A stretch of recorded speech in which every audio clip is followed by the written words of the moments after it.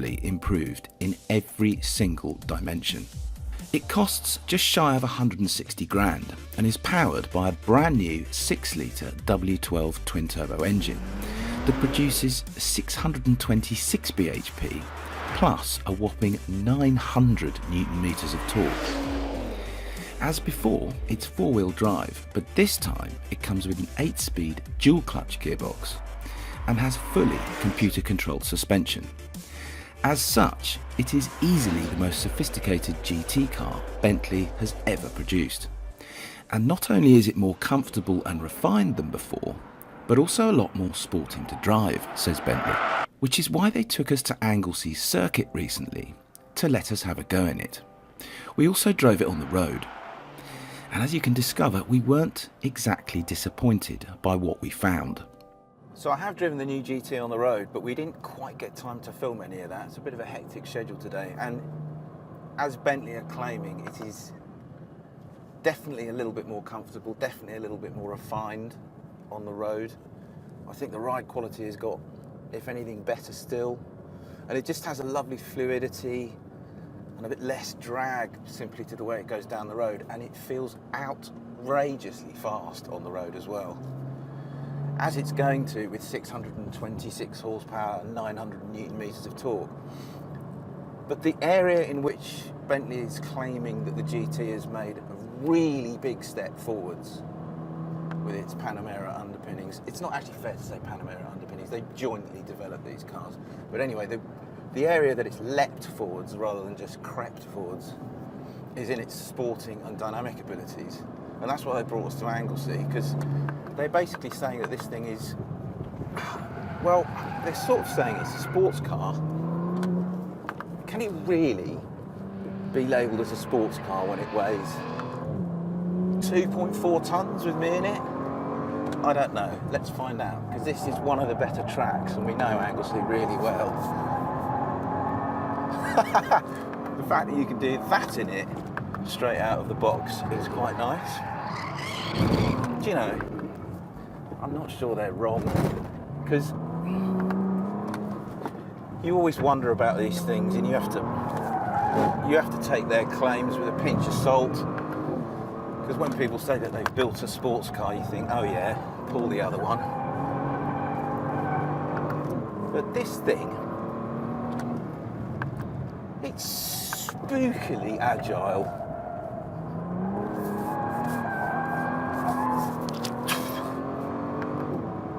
Very quick in a straight line, but it just simply doesn't feel anywhere near as heavy as the numbers say it is. If the numbers say 2.3 something kilograms, I'm saying 17 to 1800 kilograms. I'm getting a beep because the spoiler's coming up. It shouldn't do that. Well, it should do, but not there. The GT suspension is a deeply sophisticated mix of conventional wishbones at the front and a multi-link rear end, but with a mix of computers and air to control every millimetre of its travel. Its wheels and tyres are 22 inches in diameter, and all up it weighs over 2.2 tonnes. But as we discovered, the way it manages its weight is extraordinary, especially on a track. But you can really chuck the GT around and you can use its weight to your advantage. It has great turning like that there. So the rear is just wanting to come out under power, and then you get on the power and it sends, what is it, 83% of the drive from the four-wheel drive system to the rear axle when you're in sport mode. And obviously we're on a track, so I am in sport mode. So you get 83% of the torque, 83% of the power, all going to the back axle, and that fundamentally means it becomes a rear-wheel drive car, which is why you can do all the stupid stuff in it. And yet if you dial it back on the road,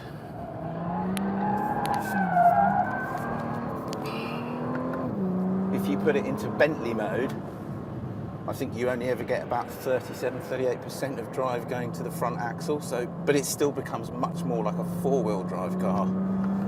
And so you get all the stability that comes with that. But you don't want that on a track, you just want to hoon it around like a maniac.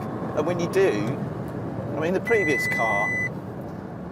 car absolutely would not take what I am doing to this car.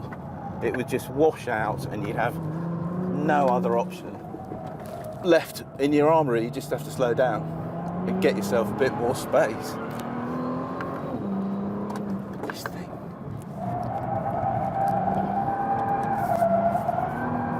I mean, that is just, you shouldn't be able to do that in 2.5 tons worth of Bentley. What I also love is the brakes. The brakes are really powerful. The biggest, they're claiming that this thing's got the biggest brakes of any production road car there has ever been, ever, amen. And they are massive, but they're, right, they're only steels, but flipping hell, they slow this down thing well. Paddle shift gearbox this time round, as per last time, but this time it's a full dual clutch. It's a PDK box from a Panamera. Just works really well. But it's the chassis agility that does your brain in.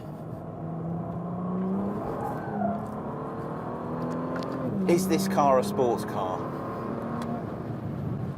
No, it is not a sports car, but it is a very, very sporting GT car, right at the far end of how sporting a GT car can actually be.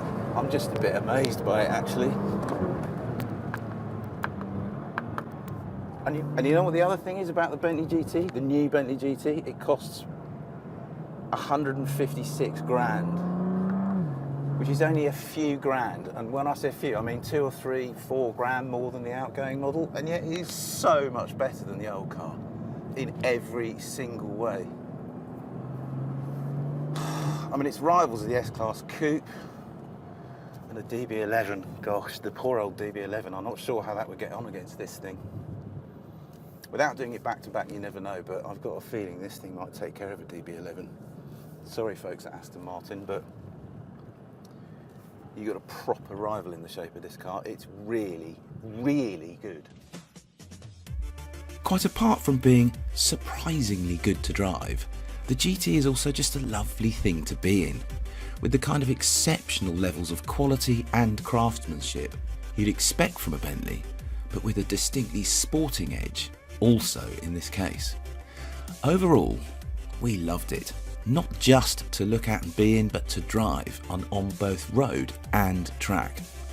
Bottom line, this could well be the best GT car in the world right now, and very possible.